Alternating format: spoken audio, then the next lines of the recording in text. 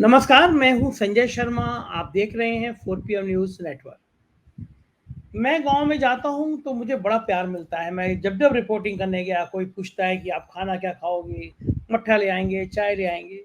चेहरा पहचान जाते हैं, लोग सुनते हैं। मेरी टीम पश्चिमी उत्तर प्रदेश के दौरे पे गई हुई है, क्षितिज गया हुआ है। वहाँ गाँव में लोग पहचान जाते हैं, अच्छा 4 PM से आए हो, कोई लस्सी ला रहा है, कोई मट्ठा ला रहा है। कल मैं देख रहा था अंजना ओम कश्यप जी आज तक के हेलीकॉप्टर से पहुँची और लोगों ने गोदी मीडिया गो बैक, गोदी मीडिया गो बैक के नारे लगाने शुरू कर दिए। आज मैंने देखा वो इतनी पुलिस वालों के संग घिरी हुई शो कर रही हैं, डर के मारे कि पुलिस वाले जो हैं उनको बचा लेंगे अगर भीड़ जो है उनकी तरफ आई। रवीश को मैंने देखा कहीं शो करेंगे, पब्लिक आएगी, उनके सेल्फी लेगी, फोटो खिंचाएगी उनके साथ।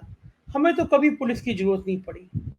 तो फिर ऐसा क्या होता है? अंजना ओम कश्यप जी बिहार नहीं, वहां लोगों ने गोदी मीडिया गो बैक के नारे लगाए। ये सारे सवाल मैंने पूछे आज जाने माने पत्रकार अभय दुबे जी के साथ। आप देखते रहते हैं अभय दुबे जी को एबीपी के शो में। बहुत बड़े पत्रकार हैं, वो तमाम टीवी चैनलों में आते हैं, कई किताबें लिखी हैं। मैंने डिटेल में बात करी। मैंने उनसे पूछा कि प्रधानमंत्री जी को ऐसी सफाई देने की जरूरत क्यों पड़ी? वो आए, एएनआई पे आए, उनका प्रिय चैनल। उनको पता था कि एएनआई की स्मिता प्रकाश उनसे सवाल नहीं करेंगी। जो वो कहेंगे उनको वो सत्य मेरे भगवान मान के स्वीकार कर लेंगी। मैंने अभय जी से पूछा कि इलेक्टोरल बॉन्ड पे सफाई देने की जरूरत क्यों पड़ी? प्रधानमंत्री जी कह रहे थे मैं कैश का फ्लो कम करना चाहता था, इलेक्टोरल बॉन्ड ले आया। अरे प्रधानमंत्री जी, आप किसको मूर्ख बना रहे हैं? आप इलेक्टोरल बॉन्ड ले आए, बहुत अच्छी बात है, लेकिन आपने ये क्यों कोशिश करी कि इलेक्टोरल बॉन्ड का पता ना चले, किसी को पता ना चले?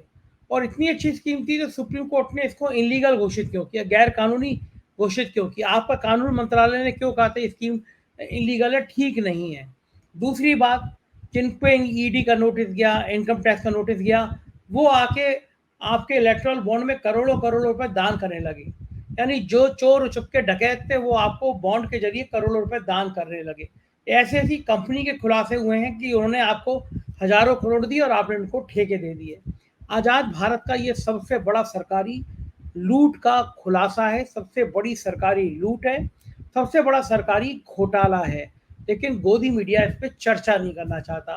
प्रधानमंत्री जी को सफाई इसलिए देना पड़ी क्योंकि घर घर में इलेक्टोरल बॉन्ड की चोरी का किस्सा पहुंच चुका है और लोग पूछ रहे हैं कि इतनी बड़ी ये चोरी नहीं डकैती सरकार ने डाली तो क्यों डाली? प्रधानमंत्री जी ईडी पे भी सफाई दे रहे हैं कि केवल 3% केस है पॉलिटिकल लोगों पे। पलट के स्मिता प्रकाश जी ने कहा नहीं कि आप झूठ बोल रहे हैं, केसों की लिस्ट दे दीजिए कि कितने केस हैं। जाहिर है कि ईडी के बहाने नेताओं को गिरफ्तार कराया गया, उन्हें डराया धमकाया गया। ऐसी तमाम बातें अभय दुबे जी के साथ हमने करी। हमने जानना चाहा कि ये सर्वे क्यों प्रायोजित किए जा रहे हैं। दिल्ली की 7 सीटों पे बीजेपी को जीतते हुए दिखा दिया जा रहा है, जबकि दिल्ली के किसी भी बंदे से बात करें तो कह देंगे 7 सीटों पे बीजेपी हारती हुई नजर आ रही है। अरविंद केजरीवाल की सहानुभूति ने गजब काम कर दिया है। चलते हैं अभय दुबे जी के पास, पूरा इंटरव्यू सुनिएगा, अपनी राय से अवगत कराइएगा, चैनल को ज्वाइन और सब्सक्राइब करिएगा। चलते हैं अभय दुबे जी के पास। 4 PM न्यूज नेटवर्क में स्वागत है अभय दुबे जी आपका। प्रधानमंत्री जी सफाई देने आ गए कि भैया मैं कैश को बंद करना चाहता था, इसीलिए मैं इलेक्टोरल बॉन्ड ले आया। ईडी में सिर्फ 3% पॉलिटिकल केस है। प्रधानमंत्री को चुनाव से पहले इस तरह की सफाई देते हुए कभी देखा नहीं था। एएनआई को बुलाया गया, हालांकि सारे भक्त मीडिया चैनल पहले ही उनके अपने हैं, लेकिन एएनआई की स्मिता प्रकाश जी को उन्होंने इंटरव्यू दिया। शायद 78 मिनट का इंटरव्यू था और अपनी सफाई देते रहे। राहुल गांधी ने मजे भी लिए कि जब पकड़ गए तो अब सफाई देने आए। आपको क्या लग रहा है प्रधानमंत्री को ये ईडी को लेके, इलेक्टोरल बॉन्ड को लेके सफाई देने की जरूरत क्यों पड़ी? देखिए, पहली बात तो मैं इस बारे में कुछ कहूंगा कि एएनआई और प्रधानमंत्री का रिश्ता क्या है। ये स्मिता प्रकाश ने उनसे पहला इंटरव्यू नहीं लिया है। स्मिता प्रकाश ने 2019 की पूर्व संध्या पर भी उनसे इंटरव्यू लिया था, 19 के बाद भी इंटरव्यू लिया और अभी फिर उनसे इंटरव्यू लिया। दरअसल ये इंटरव्यू एक तरह की, और मैंने स्मिता प्रकाश के मुंह पे कहा था एक टीवी डिबेट में कि इस तरह के इंटरव्यू मिली भगत होते हैं, तो वो बहुत नाराज हो गई थी।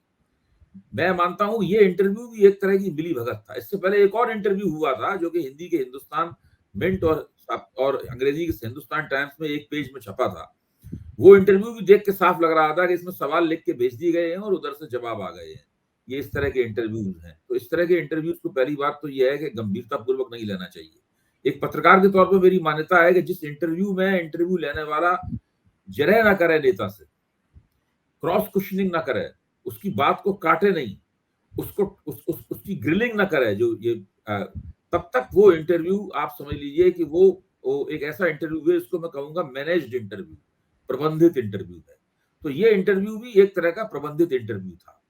प्रधानमंत्री जिन बातों को बोलना चाहते हैं, उन बातों पे उनसे क्या सवाल पूछे जाएंगे उनको पहले ही बता दिया जाता है। ये उन्हीं के नहीं, और दूसरे बड़े नेता लोग भी यही हथकंडा इस्तेमाल करते हैं। इस तरह पत्रकारिता का ये इस तरह का स्तर काफी गिर गया है देश में, और बड़े बड़े सत्ताधारी लोग नाराज ना हो जाएं, इसलिए जो पत्रकार लोग जो होते हैं अपने इंटरव्यू में उनके लिए भोंपू का काम करते हैं। इस तरीके से पूरा काम चलता है। अब जैसे कि अगर प्रधानमंत्री अपने इंटरव्यू में ये कहते हैं कि प्रवर्तन निदेशालय भ्रष्टाचार के जिन मामलों की जांच कर रहा है उसमें राजनीति से जुड़े हुए मामले तो लोगों के खिलाफ तो केवल 3% मामले हैं, तो कौन कहेगा कि ये बात सही है? ये तथ्यात्मक रूप से पूरी तरीके से गलत बात है। तो स्मिता प्रकाश को चाहिए था कि उनसे जिरह करें। भाई आप पत्रकार हैं, आप पत्रकारिता के मुकाम पर खड़े होकर इंटरव्यू ले रही हैं, तो कुछ तो कम से कम उस पेशे की लाज रखिए, जिस पेशे में इंटरव्यू लेना बहुत मुद्दतों में धीरे धीरे करके एक जबरदस्त और प्रभावी कला के रूप में विकसित हुआ है।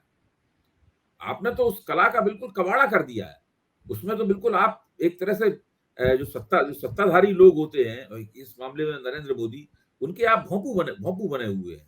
तो ये कौन कहेगा? यही बात उन्होंने हिंदुस्तान टाइम्स वाले इंटरव्यू में कही थी, जिसको मिंट ने लीड बनाया था कि प्राइम मिनिस्टर ये कह रहे हैं कि जो प्रवर्तन निदेशालय जिन मामलों की जांच कर रहा है भ्रष्टाचार के, उसमें राजनीति से जुड़े हुए मामले तो केवल 3% है। तथ्यात्मक रूप से ये बात बिल्कुल गलत है, और इस बात को बच्चा भी जानता है, लेकिन फिर भी आप इस बात को कहे जा रहे हैं। चूंकि आपसे पलट के कोई सवाल नहीं करता है, आप जिरह के लिए अपने आप को उपलब्धि नहीं करते हैं, कभी दोनों सिरों पर खुली प्रेस कॉन्फ्रेंस नहीं करते हैं, इसमें पत्रकार आपके साथ कम से कम एक पत्रकार को 2 क्रॉस क्वेश्चन पूछने की इजाजत मिलनी चाहिए। एक पत्रकार एक सवाल पूछता है तो उसको बाकायदा प्रधानमंत्री की तरफ से ये अधिकार मिलना चाहिए कि वो कम से कम पलट के 2 सवाल और कर सके आपसे।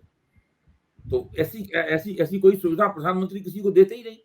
इसीलिए कभी भी जितने भी गलत बयानियां करते हैं, उन गलत बयानियों के ऊपर उनकी खिंचाई नहीं हो पाती, उनका सही पक्ष जो है जनता के सामने नहीं आ पाता।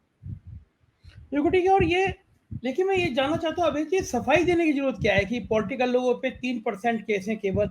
इसका मतलब कि जो सर्वे आए हैं पिछले दिनों में, जिसमें आप भी एबीपी चैनल पे थे, जिसमें जनता ये मान रही थी कि गलत हो रहा है, इस तरह विपक्ष पे ये कार्रवाई नहीं होना चाहिए, ये डर है ना कि लोग जनता में मैसेज चला गया। जब सी वोटर ने पब्लिक से पूछा कि जिन नेताओं पर भारतीय जनता पार्टी भ्रष्टाचार का इल्जाम लगाती है, जब वो भाजपा में चले आते हैं तो उनके साथ क्या होता है, तो लोगों ने कहा कि या तो उनके खिलाफ जांच धीमी कर दी जाती है, या उनके खिलाफ केस बंद कर दिए जाते हैं। और इन कहने वालों की संख्या 72% थी। आप सोचिए, 72% उन कहने वालों की थी। जब कांग्रेस का जो इनकम टैक्स के जरिए उनके खाते सील किए गए, उसके ऊपर जब सवाल पूछा गया, तो लोगों ने कहा कि ये चुनावी फायदा उठाने के लिहाज से और विपक्ष को नुकसान पहुंचाने के लिहाज से ये काम किया जा रहा है। वहां भी प्रतिशत बहुत ऊंचा था। तो जो प्रधानमंत्री जिस भ्रष्टाचार को केंद्रीय मुद्दा, प्रमुख मुद्दा चुनाव का बनाना चाहते हैं प्रधानमंत्री, उसकी कोई पॉजिटिव परचेज पब्लिक में दिखाई नहीं पड़ रही है। अगर दिखाई पड़ रही है तो नेगेटिव परचेज दिखाई पड़ रही है। अब मैं इसका एक और उदाहरण देता हूं आपको। लोकनीति वालों ने पब्लिक अपने सैंपल वालों से ये पूछा कि कितने लोग हैं जो कि प्रधानमंत्री को तिबारा रीइलेक्ट करना चाहते हैं, तिबारा चुन के लाना चाहते हैं। तो उन्होंने 44% का आंकड़ा दिया कि 44% लोग चाहते हैं कि प्रधानमंत्री को फिर से एक मौका और दिया जाए। जब उनसे पूछा गया कि आपका जो चुनाव है इसके पक्ष में आपके तर्क क्या है, आप क्यों चाहते हैं ऐसा कि प्रधानमंत्री को एक मौका और दिया जाए, तो उन्होंने जो बातें बताई उसमें भ्रष्टाचार का मुद्दा कहीं था ही नहीं। यानी जो प्रधानमंत्री के समर्थक भी हैं, उनके मानसिक क्षितिज के ऊपर ये मुद्दा था ही नहीं कि प्रधानमंत्री भ्रष्टाचार के खिलाफ कोई संघर्ष कर रहे हैं। जब जिन लोगों ने ये कहा कि प्रधानमंत्री को तीसरा मौका नहीं मिलना चाहिए, ऐसे लोग 39% थे, 39%। उन लोगों से पूछा गया तो उन्होंने साफ तौर पे कहा, उसके एक हिस्से ने 7% लोगों ने साफ तौर पे कहा कि प्रधानमंत्री ने भ्रष्टाचार के मसलों की ठीक से जांच नहीं की, घोटालों के मसले को ठीक से संबोधित नहीं किया, इसलिए हम इस पक्ष में नहीं है कि उनको फिर से चुना जाए। तो जो उनके खिलाफ हैं, उनके दिमाग में तो भ्रष्टाचार का प्रश्न है, लेकिन जो उनके पक्ष में है, उनके दिमाग में भ्रष्टाचार का प्रश्न नहीं है। एक और महत्वपूर्ण मुद्दा है कि जब जो लोग प्रधानमंत्री को चुनना चाहते हैं, उनका एक बहुत बड़ा हिस्सा ये बताने में असमर्थ है कि वो क्यों चुनना चाहते हैं। वो गोल गोल बात कहते हैं उन्होंने अच्छा काम किया। अब ये अच्छा काम क्या है भाई? जब वो कह रहे हैं कि अच्छा काम किया, तो अच्छा काम क्या है? मतलब कुछ भी नहीं समझ में आता कि अच्छा काम किया तो क्या मतलब हुआ। लेकिन जो लोग नहीं चुनना चाहते हैं, वो साफ तौर पे कह रहे हैं, उनके दिमाग में ठोस रूप से उसके कारण मौजूद है।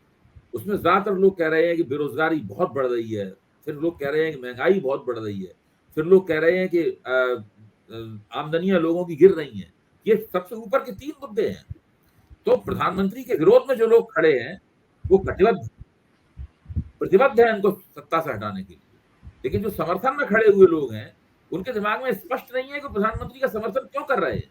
इसका मतलब ये है कि जैसे चुनाव आगे बढ़ेगा, उनमें से बहुत से लोग हो सकता है इनके विरोध में सोचने लगे। देखो ठीक है, एक चीज और मैं महत्वपूर्ण आपके ध्यान आकर्षित करना चाहूंगा और पूछना भी चाहूंगा। इलेक्ट्रल बॉन्ड को लेकर सफाई दे रहे हैं, प्रधानमंत्री कह रहे हैं कि वो तो कैश रोकने का मेरा मकसद था, वरना कैश आता, इलेक्ट्रल बॉन्ड ले आया। तो भाई बॉन्ड ले आए तो ये पब्लिक ओपन होने चाहिए थे ना, पहले से नहीं, क्यों इसमें भी स्मिता प्रकाश को तो सवाल पूछना चाहिए था कि हाँ। आपने एक ऐसी स्कीम क्यों बनाई जिसपे आपके ही कानून मंत्रालय ने आपको कहा था कि आप ये काम मत कीजिए। हाँ। जिसमें आपके ही चुनाव आयोग ने आपसे कहा था कि ये काम मत कीजिए। इसके बावजूद आप दूसरे ऐसे तरीकों से, शॉर्टकट के जरिए आपने कई कानूनों में परिवर्तन किया और इलेक्टोरल बॉन्ड की स्कीम लेके आए। फिर जब सुप्रीम कोर्ट ने उसकी जांच की इलेक्टोरल बॉन्ड की स्कीम की, तो उन्होंने पाया कि पूरी तरीके से असंवैधानिक है। ये न केवल सूचना के अधिकार का उल्लंघन करती है, बल्कि ये किसी भी तरीके से एक संवैधानिक स्कीम नहीं है। सुप्रीम कोर्ट के जजमेंट से साफ निकल के आता है कि काले धन को, इस स्कीम से काले धन को सफेद करने का शक पैदा होता है। और दूसरा ना अभय जी, ये स्मिता प्रकाश ने उनसे क्यों नहीं पूछा कि ये जो कंपनियां हैं, जिन कंपनियों ने कभी एक पैसा मुनाफा नहीं कमाया है, वो कंपनियां भारतीय इतने करोड़ों रुपए के इलेक्टोरल बॉन्ड कैसे खरीद रही हैं और वो भारतीय जनता पार्टी में कैसे जा रहा है। स्मिता प्रकाश ने उनसे ये क्यों नहीं पूछा कि जिन कंपनियों के ऊपर ईडी के और इनकम टैक्स के और सीबीआई के छापे पड़े, उन छापों के तुरंत बाद उन्होंने क्यों इलेक्टोरल बॉन्ड खरीदे करोड़ों रुपए के, वो भारतीय जनता पार्टी को दान में दिए और भारतीय जनता पार्टी ने उनको स्वीकार क्यों किया। इस सवालों से क्यों नहीं पूछे गए। और खासतौर से अरविंद फार्मा वाला सवाल, जो कि तथाकथित शराब घोटाले में के कविता का सह अभियुक्त शरद पी रेड्डी, उसने पहले जो 9 बयान दिए उसमें अरविंद केजरीवाल का नाम नहीं लिया। 9 बयान के बाद में जब उसको दबाव डाला गया तो अदालत में गया, उसने अदालत में ये भी कहा कि हमारे ऊपर बहुत दबाव डाला जा रहा है, लेकिन उसको जबरदस्ती दबाव डालकर वायदा माफ गवाह अप्रूवर बना ही लिया गया उसको। और बनाने के तुरंत बाद आप देखिए करोड़ों रुपए के जो बॉन्ड थे वो भारतीय जनता पार्टी के खाते में गए। सही बात है, प्रधानमंत्री को ये बताना चाहिए कि भाई अगर आप कैश रोकने आए तो इलेक्ट्रल बॉन्ड के नाम छुपाने की जरूरत क्या थी, बताते कि इलेक्ट्रल बॉन्ड खरीद के इसने दिया। देखिए, ये आजाद भारत के इतिहास का सबसे बड़ा राजनीतिक घोटाला है, सबसे बड़ा राजनीतिक घोटाला। चीजें खरीदने फरोख्त में बहुत सारे घोटाले होते हैं, इनकम कमीशन खाया जाता है, भ्रष्टाचार होता है, अलग है। ये सरकार द्वारा, ये किसी एक व्यक्ति, सरकार का कोई एक मंत्री भ्रष्ट हो सकता है, पूरी सरकार भ्रष्ट नहीं होती है, लेकिन ये पूरी सरकार द्वारा, इसमें प्रधानमंत्री और गृह मंत्री दोनों शामिल हैं, उनके द्वारा योजना पूर्वक किया गया एक ऐसा भ्रष्टाचार है जिसमें जो पैसा पहले बोरों में भर के आता था, उस पैसे को इलेक्टोरल बॉन्ड के जरिए प्राप्त किया गया। और खोखा कंपनियों, शेल कंपनियों के जरिए लिया गया, उन कंपनियों के जरिए लिया गया जिनका कोई एड्रेस नहीं है, जिनकी कोई वेबसाइट नहीं है, उनके जरिए लिया गया। और इतना बड़ा राजनीतिक भ्रष्टाचार, ऐसी कोई मिसाल नहीं मिलती कभी भी आजाद भारत के इतिहास में। प्रधानमंत्री अभी इस प्रकार के प्रबंधित पत्रकारों एम्बेडेड जर्नलिस्ट को इस तरह की बातें कहकर पतली गली से भले निकल जाए, निकलने में कामयाब हो जाए, लेकिन इतिहास उनको कभी भी माफ नहीं करेगा। सही बात है, मुद्दा जिंदा रहेगा। दूसरी तरफ चलते हैं, एक आजकल प्राय उन सर्वे पे बहुत बढ़िया-बढ़िया शानदार कहानियाँ बताई जा रही हैं। दिखाया जा रहा है कि दिल्ली की सभी सीटें एनडीए को मिल जाएँगी। दिल्ली में एनडीए को 58% वोट मिल जाएगा। मैं अभी रह के आया दिल्ली में, बच्चे से पूछ रहा हूँ, 90% जितने लोगों से बात की सब कह रहे हैं कि इस बार शायद ही कोई बीजेपी को मिले। मुकाबला अरविंद केजरीवाल के प्रति इतनी सहानुभूति हो गई है। और सर्वे कह रहा है कि सारी सीटें एनडीए को मिल जाएँगी। ये जो सर्वे हो रहे हैं, राज्यों में दिखाए जा रहे हैं, इनके पीछे क्या कहानी है? क्या बीजेपी देखिए, का मौत? अब एक-एक करके मैं आता हूँ। एक तो ये दिल्ली के जहाँ तक सवाल है, दिल्ली की कम से कम 4 सीटें ऐसी हैं, कम से कम 7 में से 4 सीटें हैं, जहाँ पे ज़बरदस्त टक्कर है। लोग असल में 2019 के जो वोट हैं, उन आंकड़ों को प्रोजेक्ट करते हैं 2024 के ऊपर। तो इस ज़बरदस्त टक्कर है। 2 कम से कम 2 निर्वाचन क्षेत्र ऐसे हैं, जहाँ बीजेपी की इलेक्शन कैंपेन कोलैप्स हो गई है, ढह गई है अभी से। रामवीर सिंह विधोड़ी का निर्वाचन क्षेत्र जो है, जिनके खिलाफ आम आदमी पार्टी के सही राम पहलवान खड़े हुए हैं, रामवीर सिंह विधोड़ी की कैंपेन ढह गई है। और जिन विधोड़ी साहब का, रमेश विधोड़ी का टिकट काटा भारतीय जनता पार्टी ने, ये वही रमेश विधोड़ी है इन्होंने दानिश अली को लोकसभा में गालियां दी थी, उनका जो टिकट काटा गया है वो भी उनकी जड़ें खोद रहे हैं रामवीर सिंह विधोड़ी की। तो भाजपा के अंदर भी वो बहुत है। चांदनी चौक में जो कांग्रेस के हिस्से में गई है, वहां भी भारतीय जनता पार्टी का उम्मीदवार पीछे नजर आ रहा है। तो ये जो स्थिति है पूर्वी दिल्ली के अंदर, दूसरी जगहों पर काफी मुश्किल है भारतीय जनता पार्टी के लिए दिल्ली में 2019 का प्रदर्शन दोहरा पाना। इसी तरीके से कर्नाटक की बात मैं करता हूं आपसे।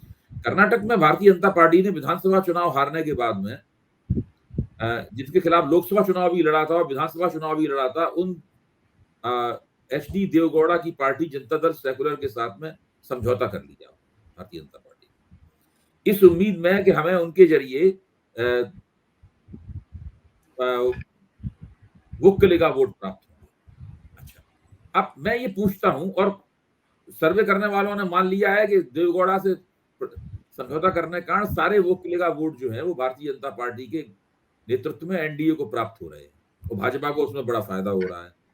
मैंने ये सवाल उठाया, और मैं रोज सवाल ही उठा रहा हूं कि आखिरी बार वोकलिगांव के वोट देवगौड़ा की पार्टी को कब मिले थे? 2018 में।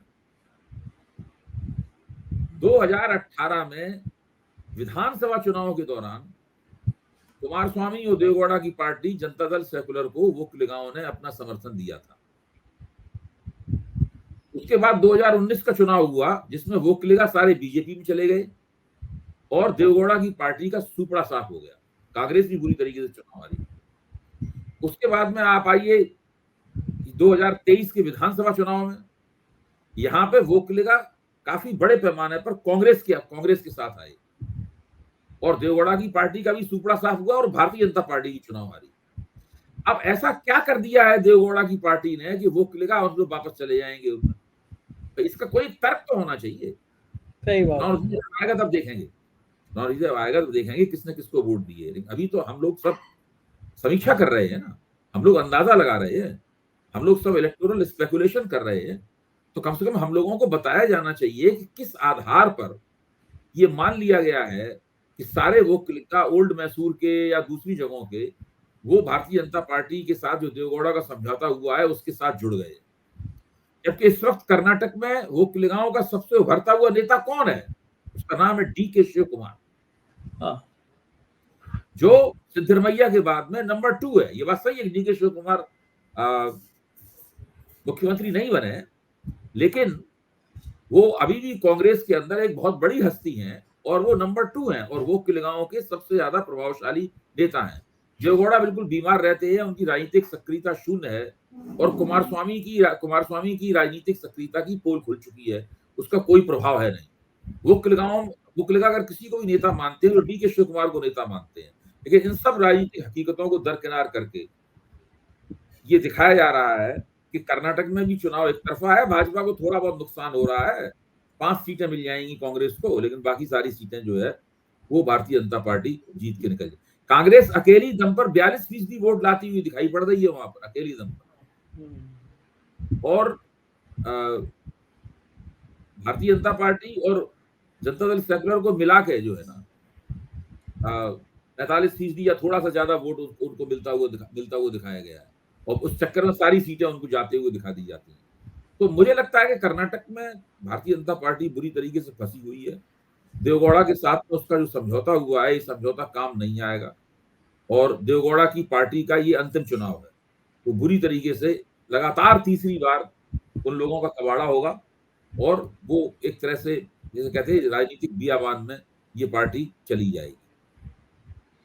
इसी तरह वो बिहार में दिखा रहे हैं कि बिहार में कोई बहुत बड़ा नुकसान नहीं है एनडीए को, और एनडीए की 30 से ज़्यादा सीटें आ रही हैं बिहार में, 33 सीटें हैं। क्या बिहार में भी इतना ज़्यादा देखिए, ले पाएंगे? एनडीए के अगर नेताओं से आप अंदर खाने बातचीत करें, मैंने बातचीत की है, इसलिए मैं उनका, चूंकि ये इन बातों में उनका नाम नहीं लिया जा सकता है, वरना नाम लेके ही बताता। वो सब सम्माननीय एनडीए के नेता हैं, घटक दलों के नेता हैं, एक दो बीजेपी के भी लोग हैं।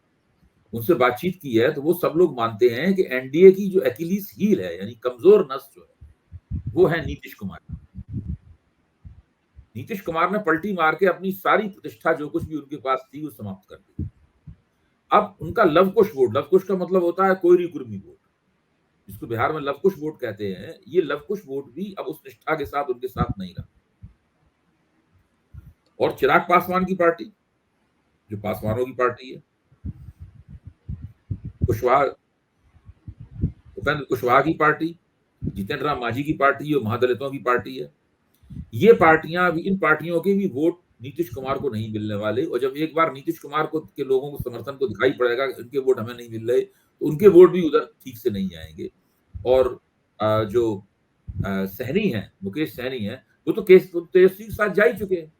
तेजस्वी ने उनको 3 सीटें दी हैं, वो तो उधर चले ही गए हैं। तो ये सब जो बोला जा रहा है, मेरा मानना यह है कि ये जो कमजोरी है नीतीश कुमार वाली एनडीए में, ये एनडीए को चौतरफा प्रभावित करेगी। जब इनको वोट नहीं मिलेंगे, जिनके वोट भी उनको नहीं मिलेंगे, तो ये हारेंगे तो दूसरों को भी हारवाएंगे।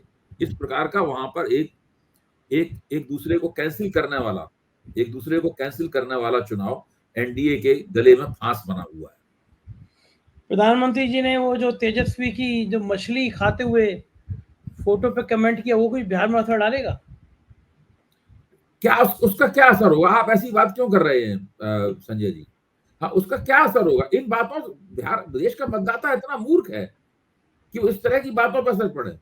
मतदाताओं के दिमाग में तो ये बात आएगी कि भाई आपको ये सावन में मछली खाने पर इतनी आपत्ति हो रही है, और चौमासे में जो आप प्राण प्रतिष्ठा कर रहे थे, जिसकी आलोचना खुद शंकराचार्य जी ने की थी, जिनसे ज्यादा कर्मकांडों का और इस तरह की धर्म विधियों का कोई बड़ा विशेषज्ञ है नहीं इस धरती के ऊपर, तो वो तब सब ठीक था जब आप चौमासे में वहां पर प्राण प्रतिष्ठा कर रहे थे, जो वर्जित है सनातन धर्म की नीतियों के मुताबिक। और यहाँ आप सावन में कोई मछली खा रहा है, कोई मटन खा रहा है, इस आधार पे आप कहते हैं कि वोट आपकी तरफ हो जाए। नवरात्रि में, हाँ जी, नवरात्रि में उनको लगा कि देखिए प्रधानमंत्री इतनी हल्की बात क्यों करते हैं, नवरात्रि में साहब मछली खा ली तो बहुत बड़ा गुनाह हो गया। बंगाल में और असर हो गया, बंगाल में तो माँ की पूजा करते हैं, सब लोग नवरात्रि में मछली खाते हैं बंगाल में। और देखिए, इनका पहला लक्ष्य ये है कि जिस क्षेत्र में इनको 100% रिजल्ट मिला था, वो 100% रिजल्ट रिपीट हो जाए। बंगाल में कुछ थोड़ा बहुत नुकसान हो जाए, चीजें रह जाएं, मतलब तो वो बात दूसरी है। इस प्रकार की सारी कोशिश करते हैं। इसी तरह बंगाल के चुनाव में भी यही इसी तरह से आंकड़ेबाजी हो रही है। बंगाल के चुनाव में दोनों पार्टियों को बराबर वोट दिखाए जा रहे हैं, टीएमसी को और बीजेपी को, और बराबर सीटें दिखाई जा रही हैं कि 20-20 सीटें दोनों जीत लेंगे। तो इस प्रकार की आंकड़ेबाजी हो रही है। लेकिन मुझे नहीं लगता कि बंगाल के चुनाव में कांग्रेस, भारतीय जनता पार्टी को 7-8 से कम सीटों का नुकसान होगा। यूपी में क्या लगता है भाई जी आपको? यूपी का सीन क्या, आपके पास क्या फीडबैक है? देखिए, पहला 19 तारीख को जो वोट पड़ेगा, उसके अंदर 8 सीटों में वोट पड़ेगा यूपी में। ये पश्चिमी उत्तर प्रदेश की सीटें हैं, उसमें कम से कम 3 या 4 सीटों के ऊपर कड़ा संघर्ष है। पिछले चुनाव में भी भाजपा ने यहाँ पे अच्छा नतीजा नहीं निकाला था। 3 सीटें बीएसपी ने जीतनी थी, 2 समाजवादी पार्टी ने जीती थी, केवल भाजपा ने 3 सीटें ही जीती थी। इस बार समाजवादी पार्टी और बहुजन समाज पार्टी के बीच में गठजोड़ नहीं है, लेकिन यहाँ पर करारी टक्कर है और भारतीय जनता पार्टी के लिए इन सीटों को जीत पाना मुश्किल होगा। और वैसे भी इन सीटों में एक सीट को छोड़कर, उसका नाम मुझे अभी तुरंत याद नहीं आ रहा है, भारतीय जनता पार्टी का रिकॉर्ड ऐतिहासिक रूप से भी इस दौर के लिए अच्छा नहीं रहा है। पश्चिमी उत्तर प्रदेश में तो एक अलग मुसीबत है, वो क्षत्रिय बिरादरी जो है वो खुलेआम बगावत के मूड में आ गई है। सैनी बिरादरी बगावत के मूड में आ गई है। त्यागियों ने गांव के बाहर बोर्ड लगा दिया है, हमारी सबसे बड़ी भूल कमल का फूल।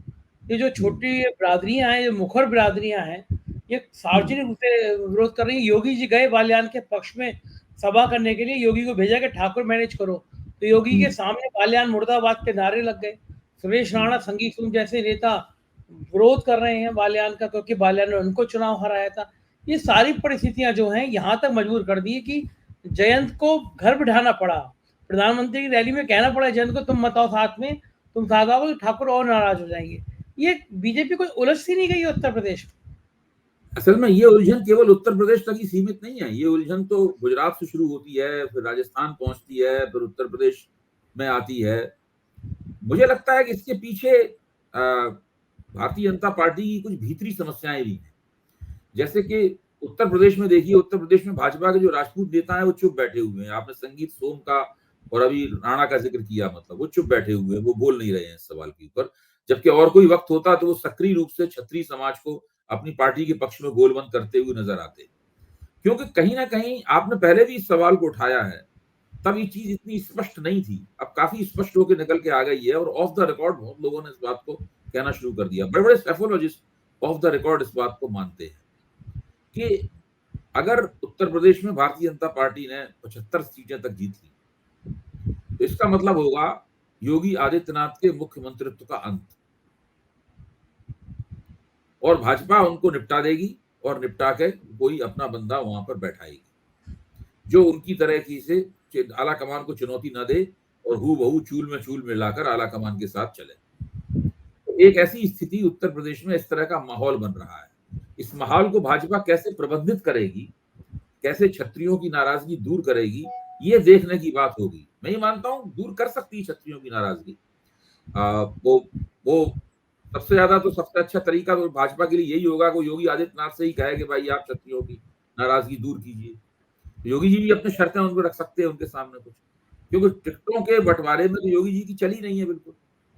तो भाजपा इस प्रकार के संकट से जूझ रही है, राजस्थान में भी जूझ रही है भाजपा इस तरह के संकट से, और गुजरात में तो जूझ ही रही है। आज के अखबारों में आपने देखा है कि क्षत्रियों की कितनी बड़ी मीटिंग हुई है गुजरात में। बहुत बढ़िया। उसका जो ड्रोन के जरिए जो बहुत भीड़ है, बहुत भीड़ है। इतनी विशाल मीटिंग मैंने कभी देखी है, जितनी बड़ी जितनी सभा वहां पर जमा हुई है। एक चीज बताइए अभय जी, आप तो चूंकि इतना ज्यादा अनुभव रखते हैं सामाजिक चीजों का भी, हमारी टीम गई आज पश्चिमी उत्तर प्रदेश के दौरे पे है कल से। क्षितिज हमारा रिपोर्टर है, गांव में जा रहे हैं लोग, पहचाने 4 PM से आ रहे हो, मट्ठा पियो, रोटी खाओ, सब्जी खाओ, बड़ा स्वागत कर रहे हैं, मुझसे बात कर रहे हैं तमाम लोग वहाँ पे। मैं गांव में जाता हूँ तो ऐसा कभी नहीं हुआ, रिपोर्टिंग करने गांव में जाता हूँ, बहुत लोग पहचान लेते हैं कि क्या खाओगे क्या पियोगे। मुझे बहुत बहुत प्यार मिलता है मेरी टीम को। रवीश आते हैं, उनको बहुत प्यार मिलता है, मैंने देखता हूँ लोग उनका सेल्फी लेते हैं। हेलीकॉप्टर से अंजना ओम कश्यप पहुंची कल ऋषिकेश में, गोदी media back go back. Bihar में पहुंची, गोदी मीडिया गो बैक। आज मैं शो देख रहा था कि भीड़ से ज्यादा पुलिस वाले उनकी सिक्योरिटी में खड़े हुए हैं। तो इन चैनलों के प्रति इतनी वितृष्णा क्यों हो रही है जनता में? पुलिस की घेराबंदी के बीच में शो करने पड़ रहे हैं अपने। हेलीकॉप्टर ले आओ, जेट ले आओ, हवाई जहाज ले आओ, बोइंग ले आओ। पत्रकारों में आमतौर पर एक रुझान होता है कि वो सत्ता, क्योंकि बड़े बड़े चैनलों में, अखबारों में पूंजी बहुत लगती है, तो उसके जो बड़े पत्रकार होते हैं तो वो बड़ी होशियारी के साथ चलते हैं, वो सत्ता के खिलाफ नहीं दिखना चाहते, लेकिन इसके बावजूद भी वो बिल्कुल सत्ता के भोंपू के रूप में भी नहीं दिखना चाहते। अब ये परंपरा गई है टूट। पिछले 7-8 साल से, बिल्कुल शुरू में नहीं, 2014 के तुरंत बाद नहीं शुरू हुआ था, लेकिन मेरे ख्याल से 2018-19 से ही तमाम सारे टीवी चैनल सरकारी भोंपू में बदल गए। प्रधानमंत्री जो कहते हैं, भारतीय जनता पार्टी जो कहती है, उसको एम्प्लीफाई करते हैं। यही भोंपू का काम है। भाई भोंपू का काम क्या है? आवाज को और जोर से कई गुना बढ़ा के पहुंचाना, एम्प्लीफाई करना उसको। तो ये लोग सरकारी भोंपू बन गए हैं और धीरे धीरे कर कर जनता इस बात को अच्छी तरीके से समझ गई है। अब इनका जो भोंपूपन है, ये इनकी साख को उसने बिल्कुल गिरा दिया है। सोशल मीडिया ने और इस बात को, जनता की इस चेतना को और गाढ़ा किया है कि ये लोग सरकार के भोंपू हैं, और सही बात सोशल मीडिया पे कही जाती है। आपको और रवीश को जो मोहब्बत मिलती है, उस मोहब्बत का ये सबसे बड़ा कारण। हाँ, बिल्कुल सही कह रहे हैं आप। सरकारी भोंपू पसंद नहीं करते पत्रकार को होना। बहुत बहुत शुक्रिया अभय जी, इतनी प्यारी सी अच्छी सी बातें करने के लिए धन्यवाद आपका। सुना आपने, ये थे अभय दुबे जी। मुझे यकीन है कि आपको चर्चा पसंद आई होगी। कम से कम सही तस्वीर तो अभय जी ने आपको दिखाई दी कि देश में चल क्या रहा है। अपनी राय से अवगत कराइएगा, प्यार बनाए रखिएगा, चैनल को ज्वाइन और सब्सक्राइब करिएगा। शुक्रिया, थैंक यू।